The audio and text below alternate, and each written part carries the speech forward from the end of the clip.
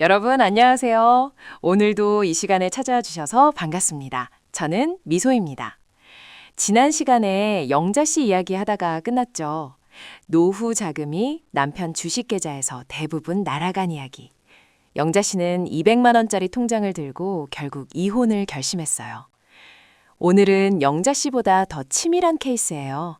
영자 씨 남편은 들키기라도 했잖아요. 오늘 이야기 남편은 들키기 전에 먼저 움직였습니다. 오늘 이야기 제목은요. 32년인데 그냥이요? 부제는 남편이 서두른 진짜 이유입니다. 자, 시작할게요. 오늘 주인공은 김정숙 씨 63, 남편 박선호 씨와 결혼한 지 32년. 싸움도 없었고 바람 얘기도 없었어요. 그냥 조용한 노년부부였습니다. 그런데 어느 날 저녁 남편이 식탁에 앉더니 말했어요. 정숙아, 나 솔직하게 말할게. 우리 이혼하자. 정숙 씨가 젓가락을 내려놨어요. 말이 안 나왔습니다. 왜요? 그냥 우리 이제 각자 살자. 합의 이혼으로 깔끔하게 하자. 그냥 32년이 그냥이었어요. 정숙 씨는 그날 밤 한숨도 못 잤어요. 바람도 아니고 다툼도 아니고 이유도 모른 채 그냥 갑자기 빨리 합의 이혼으로 끝내자고. 여러분, 왜 남편이 합의 이혼을 이렇게 고집했는지 이유가 나중에 나옵니다. 그게 이 이야기의 핵심이에요. 정숙 씨는 처음엔 그냥 도장 찍으려고 했어요. 싸우기도 싫고 붙잡기도 싫었어요. 32년이 이렇게 끝나는구나 싶어서 그냥 빨리 정리하고 싶었던 거예요. 그런데 딸이 말렸어요. 엄마, 잠깐만요. 합의 이혼하기 전에 변호사 한 번만 만나봐요. 제발요. 정숙 씨는 내키지 않았지만 딸 손에 이끌려 법률 상담을 받으러 갔어요. 변호사가 정숙 씨 얘기를 다 듣더니 딱 한 가지를 먼저 물었어요. 어머니, 남편분 재산이 얼마나 되는지 파악하고 계세요? 아파트 한 채 통장에 좀 있고 그 정도요? 보험은요? 남편분 명의로 된 보험이 있는지 확인해 보셨어요?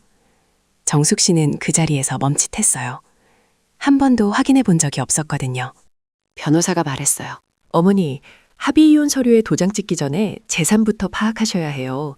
합의 이혼이 성립되고 나면 재산 분할 청구권은 이혼 후 2년 이내에만 행사할 수 있거든요. 숨겨진 재산이 있어도 그 안에 못 찾으면 청구가 어려울 수 있어요.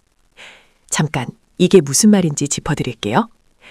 이혼 요구를 받으면 많은 분들이 감정적으로 먼저 움직여요. 빨리 끝내고 싶어서 상처받아서. 그런데 이때 가장 위험한 게 뭔지 아세요? 합의 이혼 서류에 먼저 도장 찍는 거예요.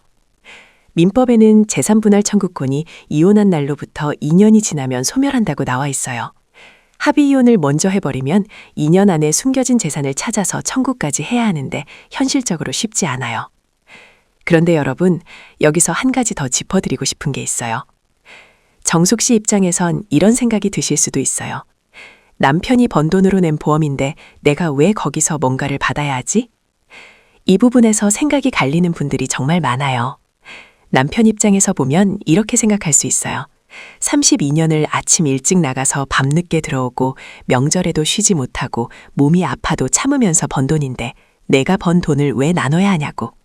그 마음 솔직히 이해해요.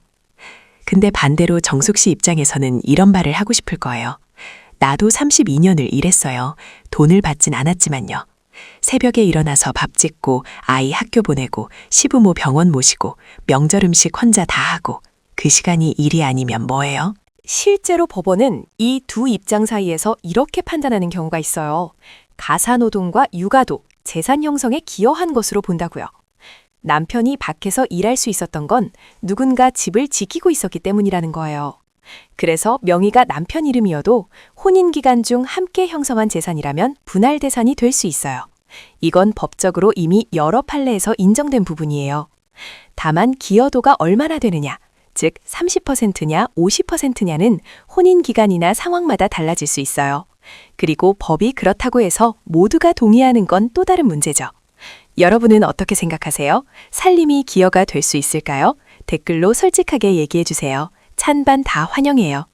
다시 정숙 씨 이야기로 돌아갈게요. 재산 조회를 해보니 정숙 씨가 몰랐던 게 나왔어요. 남편 명의 저축성 보험 3개. 가입 시기가 달랐어요. 12년 전, 8년 전, 그리고 5년 전. 여기서 잠깐. 시어머니 건강이 나빠지기 시작한 게 15년 전이었거든요. 그때부터 남편이 조금씩 준비를 해온 거예요. 처음엔 하나, 몇 년 뒤에 또 하나, 그리고 5년 전 마지막 하나. 시어머니가 이미 많이 아프셨을 때예요. 수익자는 전부 시어머니 이름이었어요. 그런데 여러분, 이상하지 않으세요? 매달 보험료가 나갔을 텐데 정숙 씨는 왜 몰랐을까요?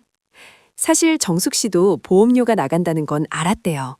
근데 그게 몇 개인지 수익자가 누군지까지는 한 번도 확인해 본 적이 없었던 거예요. 남편이 알아서 하겠지 했던 거죠. 32년을 그렇게 살았으니까요. 변호사가 정숙 씨한테 조용히 말했어요. 어머니, 시어머니 건강 상태랑 보험 가입 시기가 묘하게 맞아떨어지네요. 그런데 여기서 결정적인 게 나왔어요. 시어머니가 몇 달 전부터 몸이 더 많이 안 좋아지셨거든요. 예후가 좋지 않다는 걸 남편은 이미 알고 있었어요. 수익자가 시어머니 이름으로 돼 있다는 건 남편이 이 돈의 흐름을 정숙 씨 모르게 설계해뒀다는 뜻이에요. 시어머니가 돌아가시면 남편은 수익자를 자기 자신으로 바꿀 수 있어요. 이혼이 끝난 뒤에는 정숙 씨가 그 돈에 대해 어떤 권리도 주장하기 훨씬 어려워지는 거예요. 남편이 갑자기 이혼을 요구하고 합의 이혼으로 빨리 끝내자고 서두른 이유가 그거였습니다. 15년 전부터 준비해온 것으로 보이고 지금이 마지막 타이밍이라고 판단했을 가능성이 있어요. 변호사가 정숙 씨한테 말했어요.